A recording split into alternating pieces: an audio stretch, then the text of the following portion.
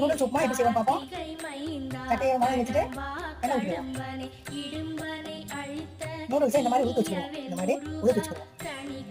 இப்போ வானலில் எண்ணெய் காஞ்சி வச்சு 1/2 டீஸ்பூன் கடுகு போட்டதில் வெங்காயம், கடலைப்பருப்பு, பச்சை மிளகா, கருவேப்பிலை. கடலைப்பருப்பு நல்லா வறுத்துட்டேன்னு பார்த்துட்டு கையாவும் வறுத்து போனால் சேர்த்து போடலாம். பார்த்துட்டு இந்த உளுத்தை இதை பற்றி இதில் போகணும். இது அளவா உப்பு கொஞ்சமாக போடணும். உப்பு, தேங்காய் தூள் போட்டு நல்லா கிளறிட்டு இப்போ நல்லா கலந்ததை சேர்ப்போம்.